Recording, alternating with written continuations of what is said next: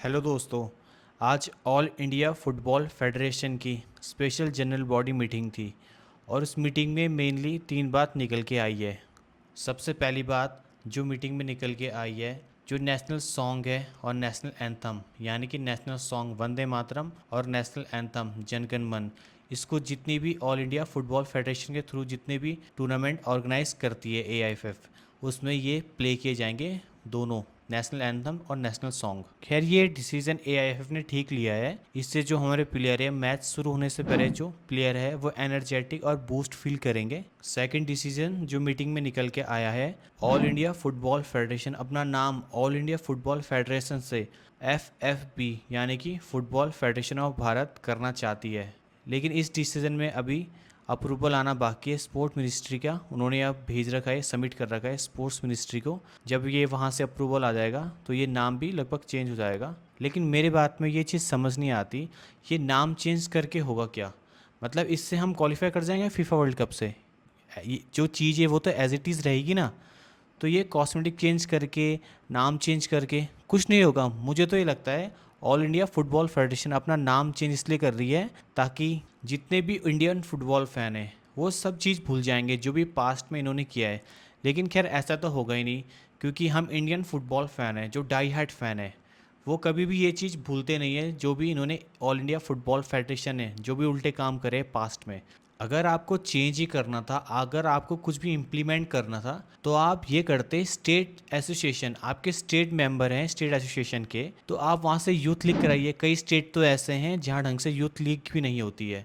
लेकिन आप वो चीज़ नहीं करेंगे। आप क्या करेंगे? आप नाम चेंज करेंगे। नाम चेंज के अलावा अगर आपको कुछ और भी करना था, तो आज इंडियन फुटबॉल में एक एज फ्रॉड की सबसे बड़ी समस्या है, लेकिन आपने रिजॉल्व नहीं की है। एज फ्रॉड एक ऐसा कैंसर है जो धीरे धीरे धीरे धीरे इंडियन फुटबॉल को ख़त्म कर रहा है और आगे भी करता रहेगा, अनटिल और अनलेस, जब तक कुछ मेजर स्टेप इसके लिए लिए नहीं जाएंगे। लेकिन आपने देखी होगी, खेल नाव ने एक बहुत ही अच्छी डॉक्यूमेंट्री बनाई थी मिज़ोरम में जो नोबांग लीग है, उसमें इन्होंने मतलब इतना अच्छा काम करा है जो वहाँ की मिज़ोरम एसोसिएशन है। और क्योंकि उनको कोलैब था जो मिज़ोरम एसोसिएशन के साथ और रिलायंस फाउंडेशन का, तो उन्होंने वहाँ इतना अच्छा करा है कि वहाँ एज फ्रॉड का जो नोपांगनिंग में ना के बराबर, मतलब कोई चांस ही नहीं है एज फ्रॉड का। तो ऑल इंडिया फुटबॉल फेडरेशन खैर वहाँ से भी सीखने ही लेगी, क्योंकि वो हेडलेस चिकन है इंडियन फुटबॉल के। तो खैर ये वीडियो ज़्यादा लंबी हो जाएगी, तो बात करते हैं तीसरी डिसीजन जो लिया गया है आज मीटिंग में। तो जो इंडियन सुपर लीग है वो स्टार्ट होगा इस साल 4 सितंबर को, और इसके साथ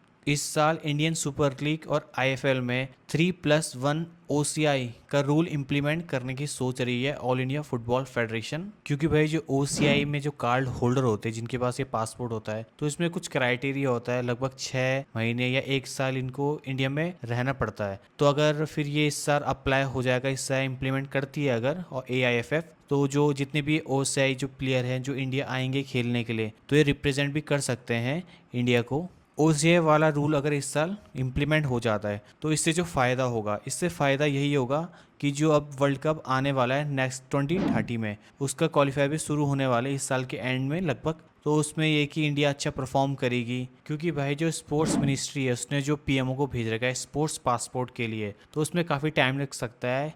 लेकिन तब तक ये रूल अच्छा है ओसीआई का, इससे हमें फ़ायदा होगा। अभी वर्ल्ड कप क्वालिफायर में तो होगा ही होगा, साथ साथ आगे लॉन्ग टर्म में भी फ़ायदा होगा। इसके अलावा एक और डिसीजन लिया गया है, 90 मिनट इंडियन स्ट्राइकर को गेम टाइम दिया जाएगा स्टार्टिंग लाइनअप में। और ये डिसीजन बढ़िया है, क्योंकि इससे जो हमारी शॉर्टेज है स्ट्राइकर की, हमें पता ही है काफ़ी टाइम से इंडियन सुपर लीग में स्ट्राइकर, जितने भी इंडियन स्ट्राइकर है उनको प्रॉपर गेम टाइम मिलता नहीं है, या फिर जितने भी स्ट्राइकर है उनको विंगर में शिफ्ट किया जाता है। तो इस डिसीजन से हेल्प मिलेगी हमें, जो स्ट्राइकर की जो कमी खलती है इंडियन फुटबॉल में, इससे ये रिजॉल्व हो सकती है चीज़ें।